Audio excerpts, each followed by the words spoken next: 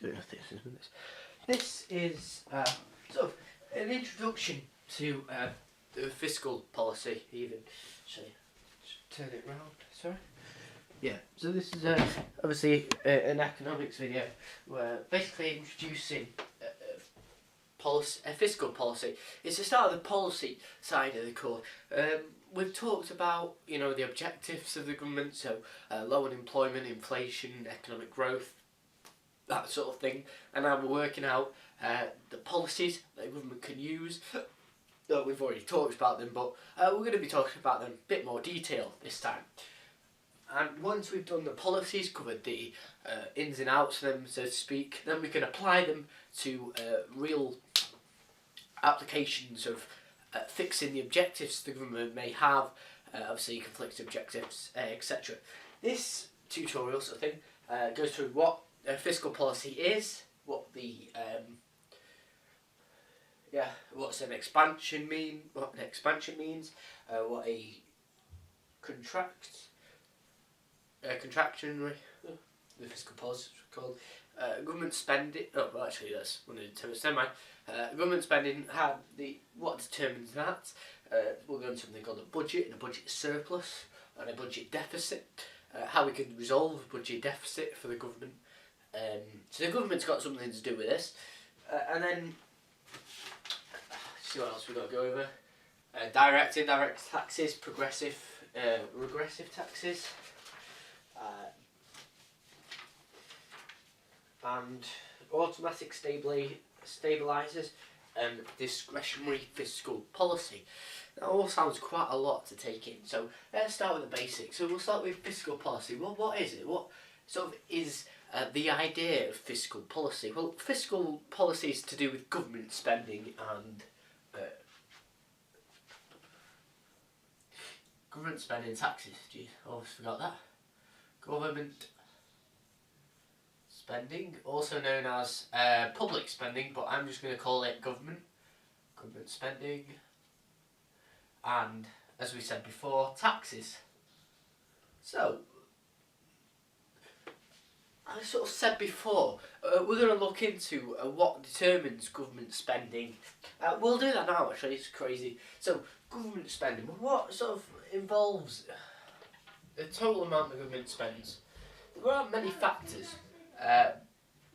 The ones you need to know about are, not in any order, don't worry, not turned into a game show host just yet. You've got the current expenditure. Now the current expenditure sounds fancy, but all it means is the day-to-day running of the economy. So what we mean by this is, if you don't know, just like maybe teachers' wages, the NHS, daily sort of stuff like that.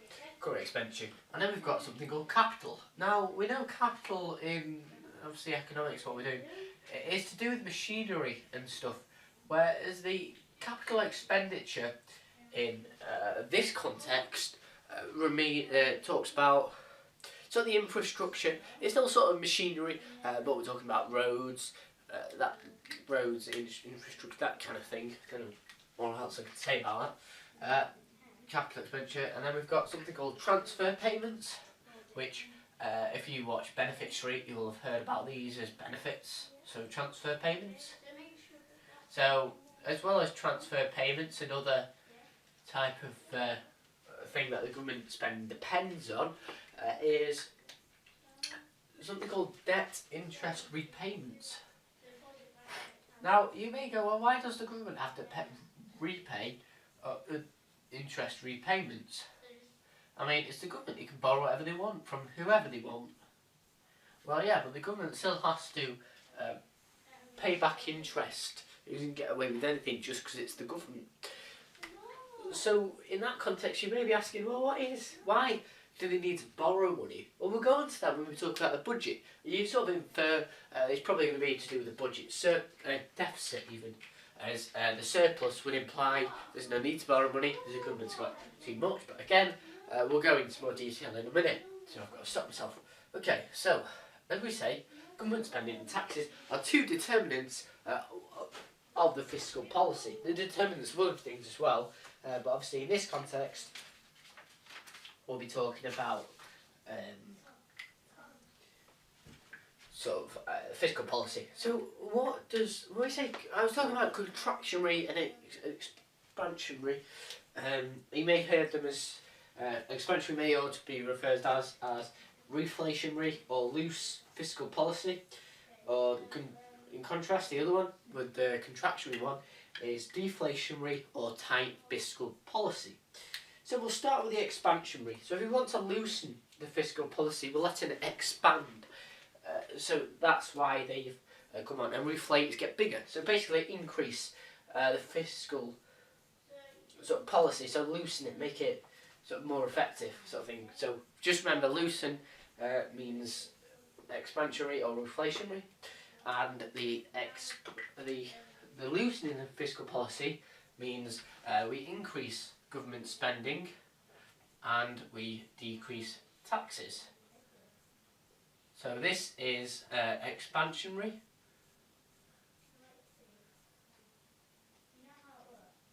However, contractionary, obviously if you've guessed it, it's going to be the opposite. So contractionary, for contractionary, we are going to write this down. We're going to decrease government spending. Now it's labelled as G in your exam, but I'm just calling it GS because I can't. So tax. So you may go, well, very good. We're increasing for expansionary, we're decreasing taxes and we're increasing government spending, and for contractionary, we are increasing taxes and decreasing government spending. So it was really good that, but what effect does it have? How can we, for example, show it on a diagram? Well, if you think that government spending is one of the components of our favoured aggregate demand, so aggregate demand is likely to have an effect on this, even if tax is not part of aggregate demand, or the other component, so I shouldn't really say tax, gives it away, but even if this other component here wasn't related to aggregate demand, which of course it is, this would be doing something with the aggregate demand curve. So, because government spending is a component. So, tax, I sort of said there it's a component of aggregate demand. Sorry, I'm slowly dying today. Never mind, I'm sure I wish you could say. Now you go tax. Well, tax isn't directly related. If you look up all the causes of the increase in aggregate demand of C, G, I, or net exports, so exports and imports, and you look at each determinant of individual ones of them, so you've got disposable income, just odds on the head for consumers, interest rates, unemployment, wealth, it goes on. Now, they're not directly related, it doesn't say tax. Well, if you think about it, tax, if there's increases, it reduces our disposable income. So, if we are reducing our disposable income, that's one of the components of consumer spending or investment, but we're looking more at consumer spending. Well, actually, it doesn't matter, just as long as you mention which one it is. Anyway, it doesn't matter, because they're both going to affect aggregate demand anyway. So, you may go, well, what is a disposable income? Well, very good question. Well, but a disposable income is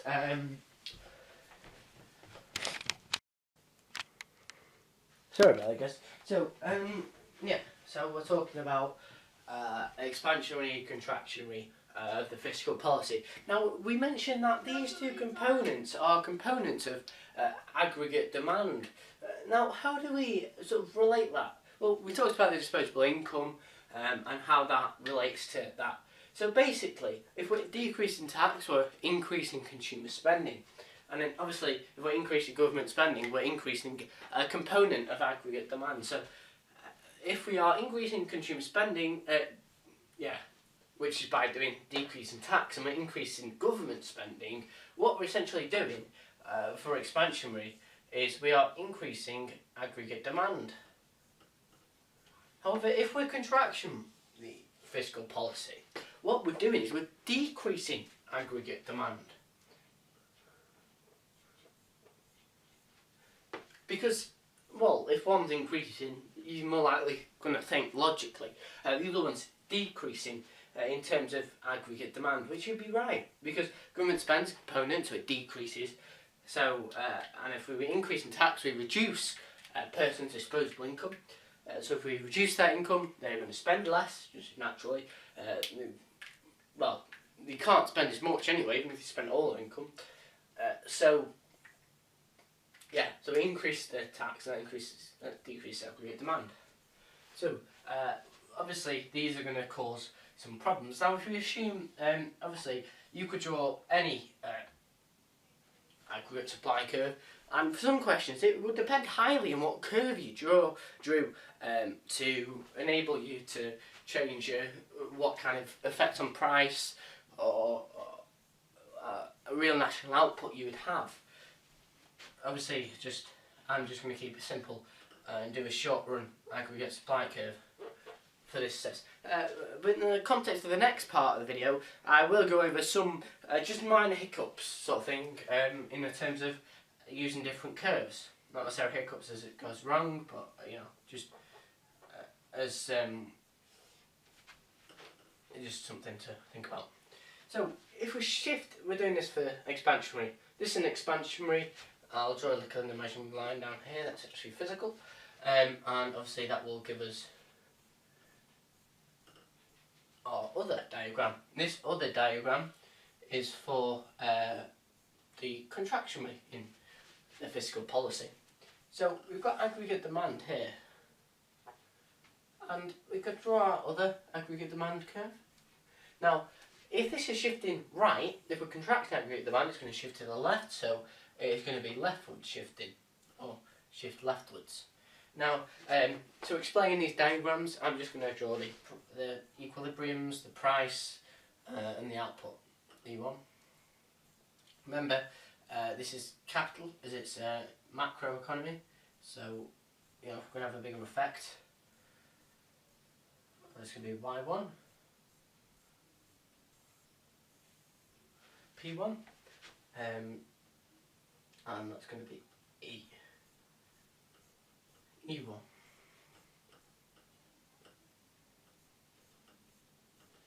P. Wow.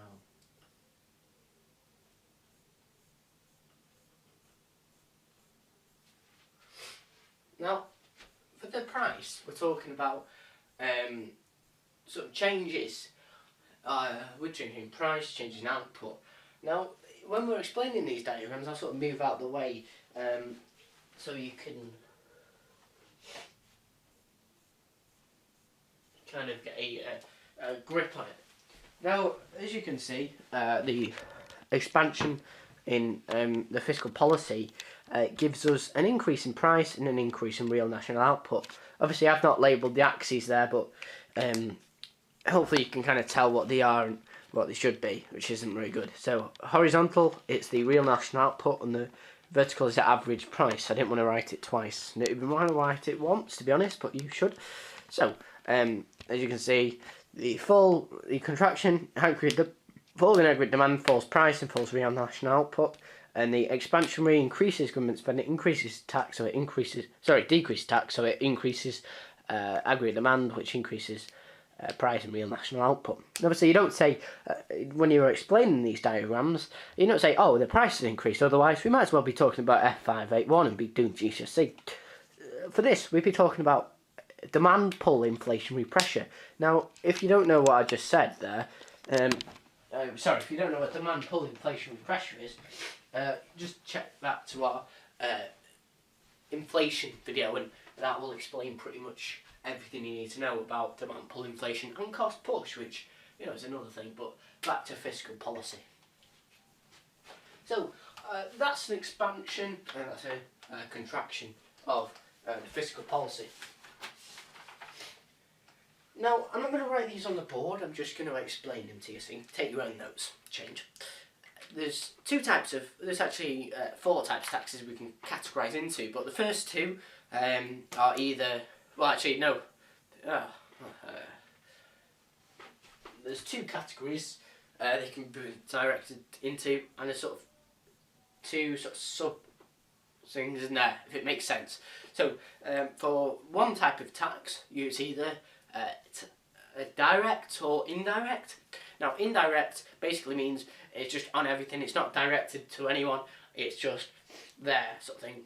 So you could have, for example, VAT is a indirect tax, which is right. So I think about that for a second. And this is around 20% on pretty much every good or service you buy.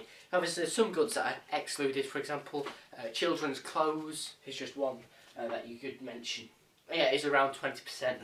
You might mention that if you're explaining the just one that came off the top of my head, discuss the effectiveness of this decrease in government expenditure in order to lower demand pull inflation.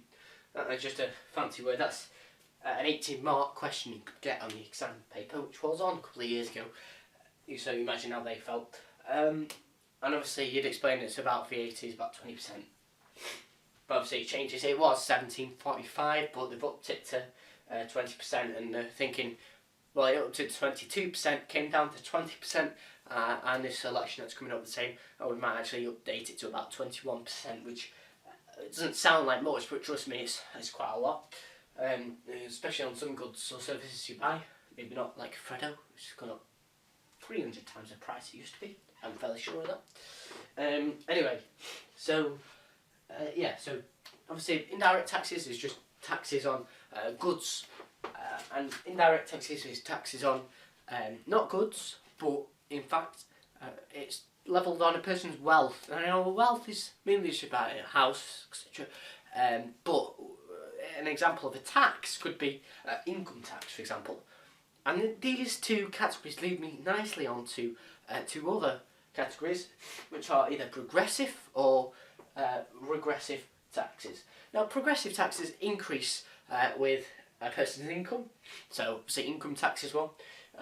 Regressive tax, which is another one, and that's basically is the opposite way round. As a person's income decreases, the proportion of their income that takes up by this tax actually increases. So the progressive ones hit the richest the hardest because they get taxed the most, but the other way around for the regressive taxes, that impacts the poorest the most. So yeah, you can kind of sort of debate which one's better between. So there are the four types of, well, there's two categories, but four types of taxes you may encounter. And obviously, there's types of taxes such as income tax, corporation tax, capital gains tax, which you can, just read up on your own time, but I don't think that's needed. Now, we did, I'll get rid of this actually. You can zoom back and just go over it if you want to, but I'm gonna. So, we did talk about a budget. I'm rubbing this out because we're going to talk about a budget now. Now, a budget is not the business budget, where it's like, motivates the employees, etc. This is a budget, obviously, in economics, about the government. So, So we can have a budget deficit or a budget surplus. Now, the one thing I want to stress just at this point, because when I first went over it, I got a bit confused, so I thought it might help you. Don't get confused between a current account deficit and a budget deficit. Now, a current account deficit is to do with imports and exports. So basically, if you've got a current account deficit, basically what a current account deficit is you have more imports than exports, so you need more money from somewhere else. That's why it's a deficit. And obviously the other way around for a current account surplus. But if you have a budget surplus, we're talking about the government for a budget. So if we have a budget deficit, what that means is the government's spending more than it can take in. So now, I'm not going to talk too much actually about the surplus because that isn't so bad. We need to concentrate more on a deficit. So I'll put a budget deficit. I'll just put this like government income is less than government spending. I just put G income is less than G spending, which obviously means government income is less than government spending. Our main source of income for a government is obviously tax, income taxes, about £167 billion every year for the government. And obviously you can change that with the boundaries. And just another thing to note on that is if you get a pay rise at work, say you're on, I think it's about around the £40,000 mark, for 40% of your income is taken, so you get £4,000 taken away. So if you're on 38 grand a year and your manager says, oh well, we'll up your disregarding the effects of inflation, but obviously they increase it with the corresponding inflation. This means obviously you're not going to lose out in terms of if your wage increases because of inflation. But if your manager, just if we ignore inflation for a moment, says, well, you're on 38 grand, you've been doing so well this year, what we're going to do is we're going to actually increase it to £41,000 this year. And you're going to go, well, yeah, that's great, £41,000. But you're immediately over that £40,000 ish mark, I think. There's £40,700, I think.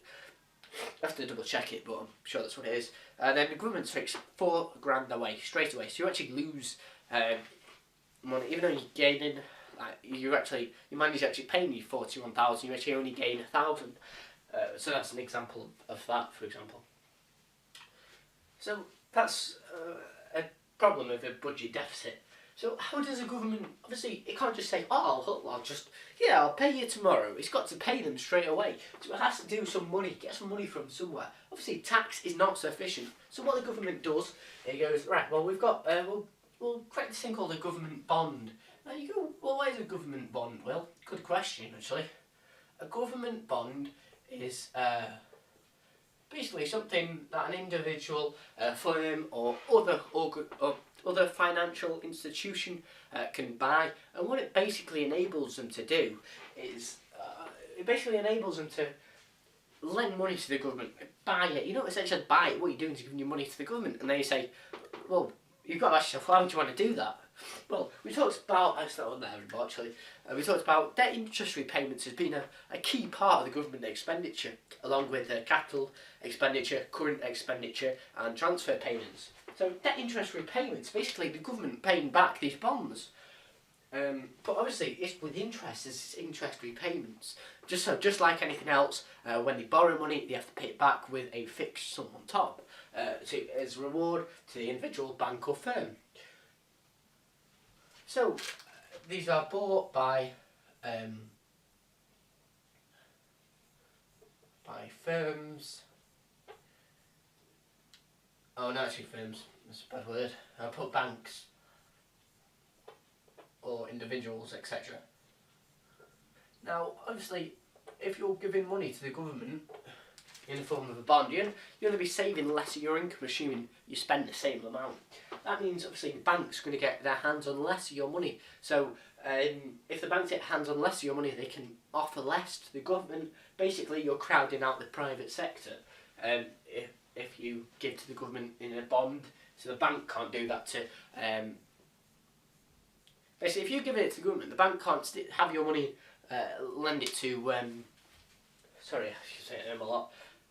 Like firms, start firms. That's why I put firms before.